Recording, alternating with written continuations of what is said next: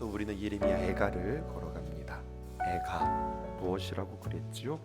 영어로는요 레멘테이션 이렇게 표현했는데요, 조가라는 뜻이에요.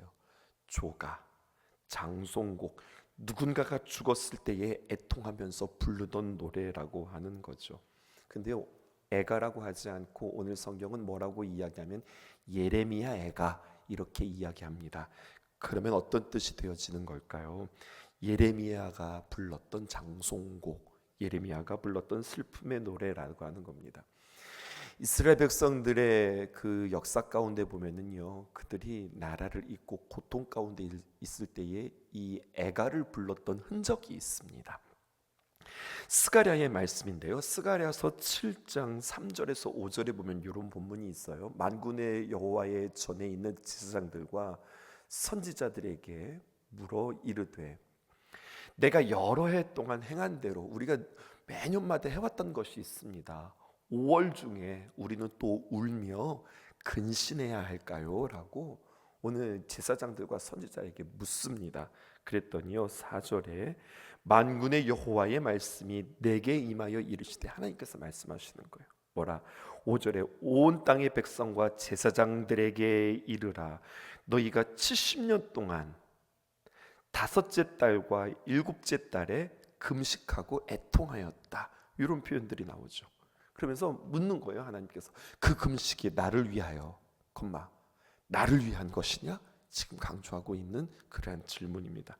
이 표현을 통해서 우리가 알 수 있는 것은, 이들이 70년이라고 하는 세월 동안에 다섯째 달과 일곱째 달, 다시 말해서 5월과 7월에 그들은 금식했고 애통하였는데, 애통할 때 그냥 애통하는 것이 아니라 아이고 아이고 이러는 것이 아니라 그때 그들이 불렀던 노래가 있었던 흔적을 우리는 보게 되어져요. 이미 스바냐의 본문이잖아요. 이때는 북이스라엘과 남유다가 망하게 되어지고 그때를 기억하면서 노래했는데, 그때 부르던 노래, 조가, 장송곡, 예레미야가 불렀던 그 애가를 부르곤 했다고 하는 것입니다.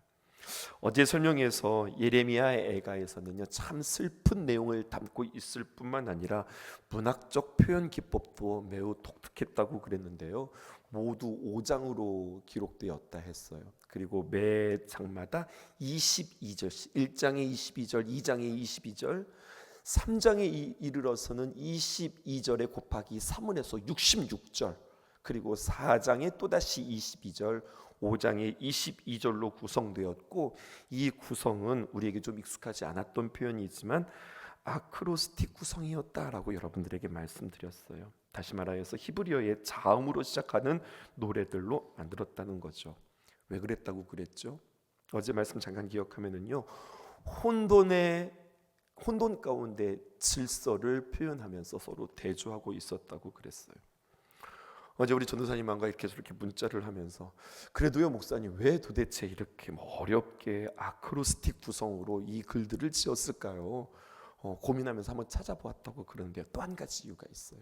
그것은 바로 무엇이냐면요, 이렇게 함을 통하여서 기역, 니은, 디귿, 리을, 미음, 비읍, 시 이런 식으로 우리가 이 자음들을 알고 있잖아요. 요것들을 아는 것을 통하여서 노래를 쉽고 그리고 특별히 외우기 쉽도록 그렇게 한 겁니다. 그러니까 당시에는 인쇄술이나 아니면 종이가 발달하지 않고 구두로서 배우고 전승하게 되었는데, 이 긴 노래들을 어떻게 다 우리가 암기할 수 있어요. 그런데 외울 수 있는 방법이 뭐냐면 히브리어의 자음들을 이렇게 쭉 나열하면서 이 노래들을 모두가 함께 부를 수 있도록 그렇게 자음들을 따온 거죠. 이스라엘 백성들이 반드시 기억해야 할 역사적 교훈이기 때문에 그렇습니다. 1장에는요, 예루살렘의 멸망에 대한 그 비통함을 노래하고 있습니다. 우리 1절 먼저 볼게요. 슬프다 이 성이여, 전에는 사람들이 많더니 이제는 어찌 그리 적막하게 앉았는고. 전에는 열국 중에 크던 자가 이제는 과부같이 되었고, 전에는 열방 중에 공주였던 자가 이제는 강제 노동을 하는 자가 되었도다. 이렇게 이야기합니다. 예루살렘이 지금 철저하게 회파되어지고 있는 모습을 이야기하고 있어요. 1절을 다시 한번 볼까요? 전에는 사람들이 어떻게 살았다는 거예요? 많이 살았다는 거예요. 지금 반복되어지는 표현 아시겠어요? 전에는 사람들이 많았는데 지금은 어떻게 그 사람들이 하나도 없지? 이 땅이 어떻게 이렇게 적막하게 되었지? 전에는 열국에서 크던 자, 그런데 이제는 과부같이 되었다라고 표현하고 있어요. 우리는 과부하면은 남편 없는 사람을 과부라고 이야기하지만 당시에 과부라고 하면요, 보호받지 못하는 여성, 이것의 대명사입니다. 또 전에는요, 열방 중에서 공주였던 내가 이제는 강제 노동을 하는 자가 되었도다라고 이야기하는 거예요. 오늘 말씀 쭉 묵상하면서 전에는, 이제는, 전에는, 이제는, 또 전에는, 이제는, 이렇게 전에와 지금을 대조하면서 성경은 우리에게 묻고 있는 거예요. 이 시대를 살아가는 우리에게, 당신은 전의 형편보다 지금 형편이 나아졌습니까? 성경은 우리에게 이렇게 질문을 걸어와요. 아우, 목사님 나아지고 말고요, 전에는요 새빵살이하고 전세 살았던 우리가요 지금은 그래도 조그맣게나 우리가 내 집을 마련하고 살고 있어요. 전에는요 자전거 타고 다녔는데요, 그래도 요즘에는요 내 차라도 생겨서 그렇게 살아가고 있어요. 성경은 우리에게 우리의 형편, 우리의 외면, 우리의 삶의 형편이 나아졌는가, 이것을 묻는 것이 아니라 나의 내면이 나아졌습니까? 나의 신앙이 나아졌습니까? 지금 이것을 묻고 있는 겁니다. 전에는 나의 신앙의 상태가 이러이러하였는데, 그때는 나의 마음이 이러한 마음이었는데, 또 나의 인격이, 나의 성품이 이랬는데, 요즘 나의 인격은 어떠한가? 요즘 나의 마음은 어떠한가? 요즘 나의 신앙은 어떠한가? 오늘 성경은 이것을 우리에게 지금 도전하고 있어요. 과거와 현실이 이렇게 비교되어질 때 말입니다, 원래 그랬던 사람들은요 지금의 형편이 어려워진 것에 대해서 원래 그랬기 때문에 그렇게 불행하지 않아요. 그런데 영광스러웠던 자가, 존귀했던 자가 그 영광을 잊어버리고 그 존귀함이 비천함이 되었을 때에 그가 맞이하는 그 아픔과 수치는 무척 고통스러운 겁니다. 내 현실이 어렵고 힘들 수 있죠. 그런데 이렇게 아픈 이 현실, 이 아프고 쓰라린 상처에, 여러분 상처에 소금을 뿌리면 얼마나 더욱더 쓰라릴까요? 오늘 성경에 보면은요 본문에 친구가 등장합니다. 2절 볼게요. 너무너무 아프고 외롭고 힘들어서 밤에는 슬피 우니 눈물이 뺨에 흐름이요, 사랑하던 자들 중에 그에게 위로하는 자가 없고 친구들도 다 배반하여 원수들이 되었도다. 성경은 우리에게 이렇게 이야기합니다. 여러분 오늘 본문에 친구가 등장해요. 친구가 누구일까요? 누구 보고 친구라고 그러는 거예요? 가까운 사람이 나에게 친구죠. 또 함께하면 위로가 되고 무엇든지 이야기할 수 있는 사람이 친구죠. 또 믿었던 사람이 친구죠. 또 믿었기 때문에 어떻게 할까요? 그 친구에게 때로는 기대고 의지할 수 있는 거 아니에요? 그렇게 나에게 친구였던 그가 내가 고난받는 사람이 되고 또 고난받는 상황 가운데 놓여지게 되자 그 친구들이, 가까웠던 그 친구들이 그냥 떠날 뿐만 아니라 그 친구들이 원수가 되어지는 이야기가 오늘 성경에 기록되어져 있습니다. 두 번째 보면은요 끌려간 백성과 그리고 빈 성읍에 대하여서 우리에게 이야기하고 있습니다. 3절 우리 함께 읽어볼게요. 함께 읽어보십시다. 시작. 유다는 환난과 많은 고난 가운데서 사로잡혀 갔도다. 그가 열국 가운데에 거주하면서 쉴 곳을 얻지 못하며 그를 핍박하는 모든 자들이 궁지에서 그를 뒤따라 잡았도다. 사랑하는 성도 여러분, 오늘 3절에 보면은요 사로잡혀 갔도다라고 하는 표현이 있습니다. 맞죠? 이스라엘 백성들이 바벨론으로 사로잡혀 갔죠. 근데 이 단어에 한번 밑줄을 쳐보세요. 사로잡혀 갔다? 이것은 그들에게 크게 다가오는 단어였습니다. 왜 이 단어가 크게 다가왔는가? 이스라엘 백성에게 예루살렘이란 어떤 의미였는가, 이것을 한번 생각해 볼 필요가 있어요. 그리고 우리 자신을 조명해 볼 필요가 있습니다. 이스라엘 그 땅이 본래 뭐라고 불려졌죠? 가나안 땅이라고 불려졌단 말입니다. 가나안 땅에 어떻게 들어갔죠? 애굽에서 종되었던 그들을 하나님께서 건져내다. 모세라고 하는 그 이름이 어떤 뜻입니까? 건져내다라고 하는 뜻이잖아요. 건져내서 그 애굽 땅에서 그들을 건져내서 그 땅으로 들어가게 하셨어요. 그들에게 안식을 허락하였고, 여러분 무엇보다도 그들에게 보호라고 여겨졌던 안식의 땅 가나안, 또 하나님의 구원과 보호하심의 상징이 되었던 예루살렘. 그런데 가나안 땅으로부터, 하나님께서 부여받았던 그 가나안 땅으로부터 그들은 지금 쫓겨나게 되어졌고, 보호받았던 예루살렘이 무너졌다는 이야기입니다.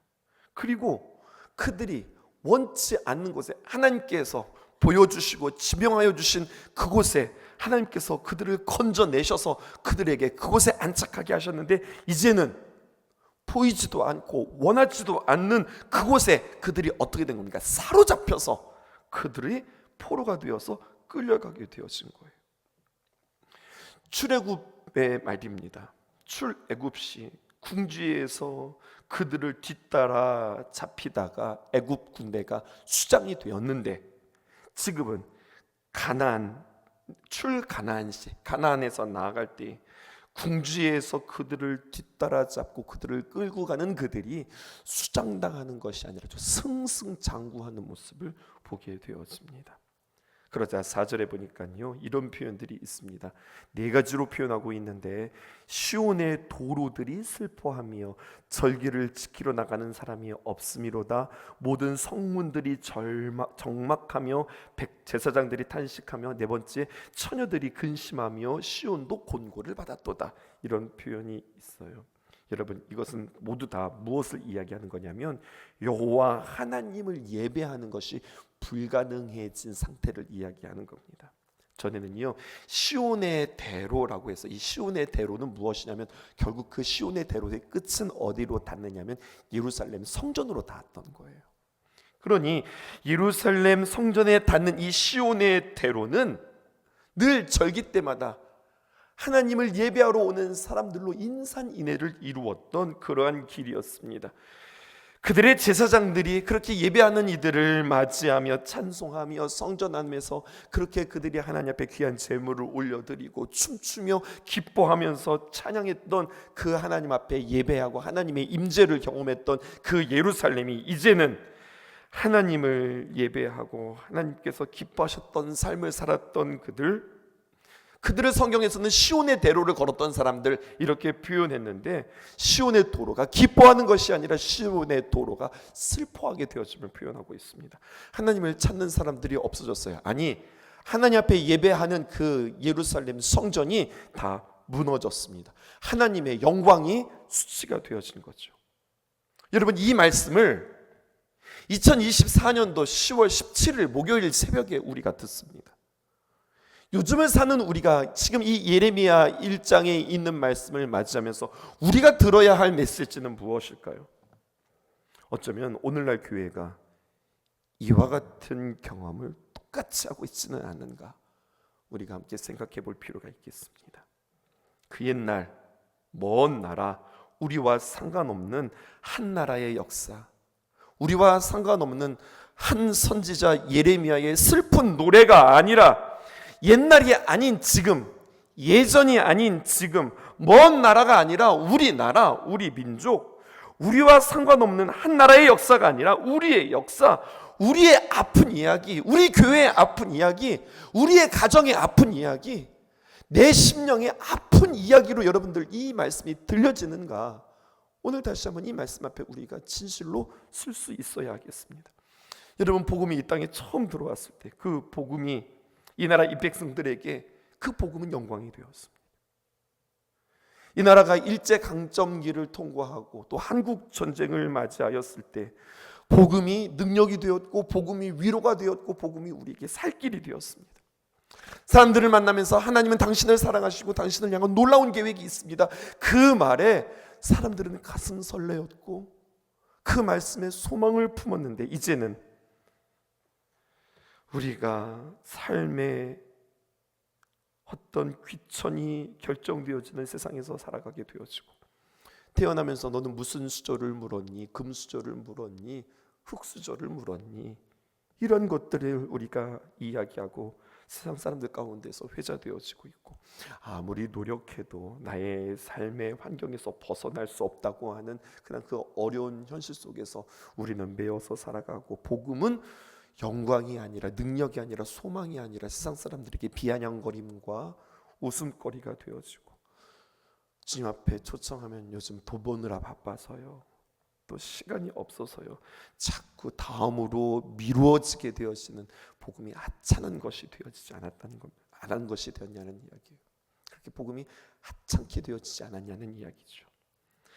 성경이 말하기를 이것이 어떤 교회라고 하고 하는 단체, 어떤 교회라고 하는 기관이 문제가 아니라, 오늘 성경은 정확하게 우리에게 진단해 줍니다.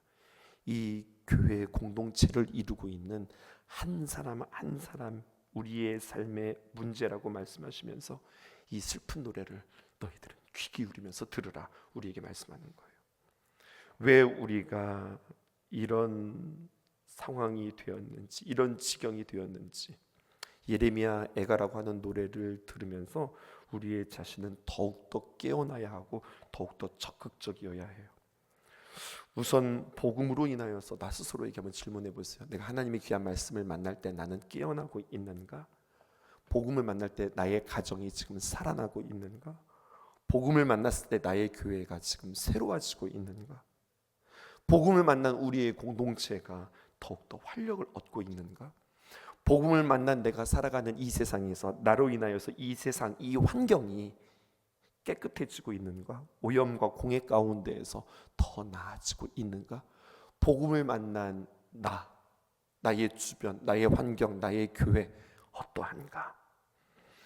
여러분, 내가 다시 한번 이 예레미야 애가를 들어야 하는 이유를 성경은 우리에게 이렇게 이야기하고 있습니다.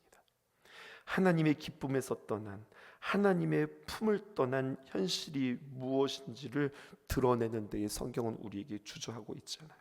성경은 이런 걸 말하는 겁니다. 내가 하나님의 품을 떠났는가? 내가 죄에서 돌이키지 않으면 어떻게 되는가? 이렇게 된다. 성경은 우리에게 이야기해 주는 겁니다. 그러니까 우리가 이 땅에 살아가면서 아무리 애쓰고 노력하고 최선을 다한다 할지라도 하나님의 뜻, 하나님의 기쁨을 선택하지 않으면 결국에는 이렇게 된다. 결국에는 이렇게 되는 것이다. 성경이 우리에게 이렇게 이야기하는 겁니다. 그럼 우리는 질문하죠. 어쩌다가 우리는 이렇게 되었을까요? 왜 이 지경이 되었을까요? 세 번째, 하나님의 영광이 떠난 그 성읍에 대해서 그 원인을 이렇게 이야기합니다. 5절과 8절을 볼 거거든요. 5절 보십시다. 이렇게 기록되어 있습니다. 그의 대적들이 머리가 되고 그의 원수들이 형통하게 되어진 것은 그들이 죄가 많음으로 여호와께서 그들을 곤고하게 하셨습니다. 그렇게 되어진 그 지경이 왜 그런가? 그들이 죄가 많음으로. 그래서 어린 자녀들이 대적에게 사로잡히는 일들이 있었다. 성경은 우리에게 이야기해요. 또 8절을 볼까요? 왜 우리는 이 지경이 되었는가? 예루살렘이 크게 범죄함으로 초속거리가 되었다. 너희들이 초속거리가 되었지. 이유는 이것이야. 바로 예루살렘이 크게 범죄했기 때문이다. 전에 그에게 영광을 돌리던 모든 사람이 그의 벗었음을 보고 업신여기며 그는 탄식하면서 물러가도다 라고 이야기하고 있어요. 예루살렘이 몰락했어요. 예루살렘이 지금 슬픔을 당했어요. 그 이유는 무엇이냐? 정확하게 성경은 반복하면서 우리에게 이야기합니다. 그것은 죄 때문이라고 하는 거예요. 여러분, 그들의 죄가 무엇이냐라고 하는 거죠. 그러면서 우리의 죄와 함께 비교해 볼까요? 예레미야 애가잖아요. 지금 예레미야가 부르는 노래잖아요. 예레미야가 살았던 시대에, 동시대에 살았던 또 한 명의 선지자가 있습니다. 이것은 한번 메모해 보시겠어요? 누구냐면 에스겔이라고 하는 선지자입니다. 오늘 집에 가셔서 에스겔서 8장을 읽어보세요. 하나님께서 에스겔을 불러서 그를 환상 가운데 보여주는 이야기가 있는데 그 8절에 보면 환상의 이야기가 기가 막힌 거예요. 하나님께서 에스겔을 환상 중에 끌고 가서 어디로 서게 하면 예루살렘 성전 한가운데에 세우십니다. 예루살렘 성전은 뭐 하는 곳이에요? 하나님 앞에 예배하는 곳이에요. 그런데 그 예루살렘 성전 한복판에 딱 섰는데 보니까 그 거룩한 성전에 하나님께서 가장 가증하게 여기시는 아세라 목상이 성전 한가운데 떡하니 서 있는 모습을 보게 되어집니다. 또 성령의 인도하심 따라 그가 환상 가운데 보는데 무엇을 보냐면 안뜰과 바깥뜰을 경계하는 벽을 보게 되어져요. 그런데 그 벽에 뭐가 이렇게 구멍이 났어요. 그런데 여러분, 그 구멍이 났는데 음성이 이렇게 들립니다. 그 구멍을 파보라는 거예요. 그래서 구멍을 봤더니 어떤 일이 일어나는가? 갑자기 비밀의 방이 열리게 되었습니다. 비밀의 방이 열리는데 그 방을 딱 들여다보았더니 이 에스겔이 화들짝 놀라게 되었어요. 그 비밀의 방 안에는 지금 성전의 바깥들과 안뜰의 경계가 되어지는 그 벽을 허물다지만 안쪽에 들어가게 되어진 거잖아요. 그랬더니 그곳에는 온갖 잡스러운 가증한 형상들이 그려져 있고 그 벽체에 말입니다. 그리고 70인의 제사장들이 어떤 향연, 여러분 향연이 뭐냐면 연기로서 예배를 드리고 있는데 가만히 보니까 우상을 향하여서 예배를 드리고 있어요. 그리고 그 가증한 곳 안쪽으로 더욱더 들어가 보니 동쪽에 약 20명에서 25명의 제사장들이 서 있는데 어느 쪽에 서 있다고요? 좀 동쪽에 서 있어요. 동쪽에 서서 이 제사장들이 모였는데 왜 동쪽으로 모였는가 보았더니 동쪽에서 해가 뜨는 거예요. 해가 뜨는 곳을 향하여서 그들은 하나님을 섬기는 것이 아니라 그들이 일신을, 태양신을 섬기는 모습을 보게 되어진 겁니다. 그때 하나님의 음성이 들리는 거죠. 이렇게 되었는데 내가 어찌 예루살렘을 그냥 놔둘 수 있겠는가? 이것이 에스겔에게 들려진 음성입니다. 이 지경이 되었는데 내가 어떻게 너희들의 기도를 들을 수 있겠는가? 주님이 슬프게 말씀하세요. 너희들이 망할 때에, 쫓겨날 때에 보지 않겠다, 듣지 않겠다. 너희들은 쫓겨나야 된다. 그 예루살렘 성전, 하나님의 임재가 없는 성전, 아무리 귀하고 아무리 정성으로 너희들이 아무리 사랑한다 할지라도 하나님의 임재가 없으면 그것은 아무것도 아니게 되어진 것이다. 여러분, 이 환상이 에스겔에게 보여지는 거죠. 여러분, 이것을 우리가 어떻게 들어가야 할까요? 우리에게 적용하면 이거예요. 성경은 우리를 뭐라고 이야기하죠? 내가 누구입니까? 성경이 우리에 대해서 여러 가지로 정의해요. 하나님의 자녀, 하나님의 거룩한 백성, 하나님의 비전, 하나님의 소원, 여러 가지 많은 표현들이 있는데 여러분 이 단어를 기억해 보세요. 지금 예루살렘 성전이 무너졌다고 하는 이 말씀과 연관하여서 성경은 나를 누구라고 하는가? 주님의 심령 성전이라는 겁니다. 나는 주님을 모시는 심령 성전이에요. 하나님께서 우리를 하나님이 거하시는 처소 삼으셨어요. 오늘 찬양 중에 이런 찬양이 있습니다. 나의 맘 받으소서. 이 찬양 아세요? 가사가 이렇습니다. 나의 맘 받으소서. 오셔서 주님의 처소 삼으소서.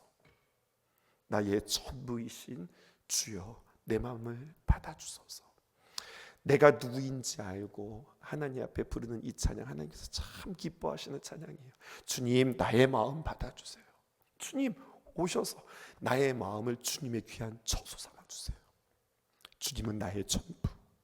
그 세상이 나에게 전부가 되지 않습니다. 주님이 나의 전부입니다. 주님 그 내 마음을 받아주실까요? 여러분 이 귀한 찬양이에요. 주님께서는 우리를 주님의 귀한 처소 삼았는데, 그러므로 오늘 이스라엘 백성들의 문제, 또 우리의 문제가 너무나 더 선명하게 드러나는 겁니다. 그것은 바로 뭐냐? 이 시대의 문제, 이 시대의 죄악은 무엇이냐면 하나님의 사람들의, 하나님의 심령의 성전들이 변질되었다는 거예요. 하나님의 그 사랑했던 그 첫사랑이 이제 아니게 되어졌다라는 이야기예요. 왜 우리가 변질되었죠? 하나님보다 더 사랑하는 게 있는 거예요. 왜 우리가 달라졌죠? 하나님보다 더 귀중하게 여기는 것이 우리 안에 있는 거예요. 이스라엘 백성들이 우상 숭배하다가 망했대. 우리는 그래도 절에 가서 아니면 우상 앞에서 우리가 절하지 않잖아. 지금 그런 거 이야기하는 게 아니에요. 나는 이 땅에 살아가면서 정말 무엇을 사랑하지? 나는 이 땅에 살아가면서 내가 무엇을 가장 소중하게 여기지? 이것을 다시 한번 점검할 수 있기를 원해요. 마지막입니다. 죄의 고백, 고통의 토로, 구원의 호소가 이제 8절에서 11절에 기록되어져 있습니다. 더 늦기 전에, 패망의 날이 오기 전에 돌이키라고 주님께서 말씀하시는데요, 9절에서 11절을 읽게 되어지면 이렇게 탄식으로 끝났던, 그리고 후회로 끝났다면 길이 없을 텐데 9절에서 11절에 우리에게 소망을 줍니다. 이렇게 읽어보십시다. 9절에서 11절. 9절은 제가, 10절은 여러분들, 11절은 함께. 그의 더러운 것이 그의 옷깃에 묻었으나 그의 나중을 생각하지 아니하며 그러므로 놀랍도록 낮아도도 그를 위로할 자가 없도다. 이들의 상태잖아요. 위로할 사람도 없고 그들을 돌볼 자도 없고. 그런데 소망이 있다면 우리는 주님 앞에 이렇게 나아가 기도하라고 성경은 우리에게 가르쳐줘요. 뭐라고 기도하느냐? 여호와여, 원수가 스스로 큰 채하오니 나의 환난을 감찰하옵소서. 여러분, 우리가 이렇게 기도해야 돼요. 변질된 내가, 또 원수로 사로잡혀 간 우리의 모습들을 바라보면, 우리가 모든 것들을 빼앗기고 회파된 모습을 보면서 우리에게 소망이 있다면 우리의 전부 되신 그 하나님 앞에 나아가 우리가 기도하는데 뭐라고 기도하느냐? 나의 환난을 감찰하소서. 여호와여, 원수가 스스로 지금 큰 채합니다. 큰 채하는 거지, 그가 큰 자는 아니잖아요. 큰 채하는 거지. 누가 큽니까? 하나님이 크십니다. 나의 문제보다 크신 분은 하나님이십니다. 그러니 하나님, 나의 환난을 감찰하소서. 이렇게 기도하라. 주님께서는 우리에게 이야기해 주고 계세요. 또 한번 볼까요? 10절입니다. 이제 여러분들 읽어보십시다. 시작. 대적이 손을 펴서 그의 모든 보물들을 빼앗았나이다. 주께서 이미 이방인들을 막아 주의 성회에 들어오지 못하도록 명령하신 그 성소에 그들이 들어간 것을 예루살렘이 보았나이다. 우리 11절 함께 하십시다. 그 모든 백성이 생명을 이으려고 보물로 먹을 것을 바꾸었더니 지금도 탄식하며 양식을 구하나이다. 그들이 만난 형편들을 쭉 주님 앞에 이야기하죠. 그러면서 마지막으로 뭐라고 기도합니까? 함께 읽어보십시다. 시작. 나는 비천하오니 여호와여 나를 돌보시옵소서. 여러분, 두 가지 기도 제목을 우리는 만나게 되었습니다. 여호와여, 원수가 스스로 큰 채오니 나의 환난을 감찰하소서. 나는 비천하오니 여호와여 나를 돌보시옵소서. 절망을 여러분 기도 제목으로 바꾸실 수 있기를 주님의 이름으로 축복해요. 기도의 자리로 나아가요. 내가 범죄였기 때문에 이런 수치를 만납니다. 내가 주님을 떠났기 때문에, 무엇보다도 내가 어떤 범죄가 있었습니까? 내가 변질됐습니다. 내가 달라졌습니다. 이전에는 이랬는데 지금은 이렇습니다.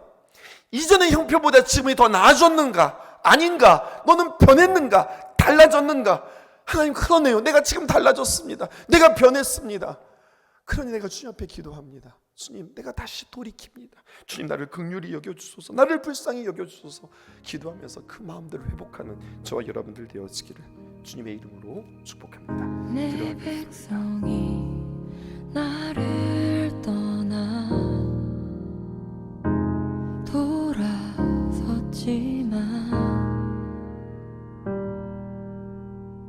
내 사랑이 내 백성을 포기 못하니 내 모든 것 내어주고 나 그들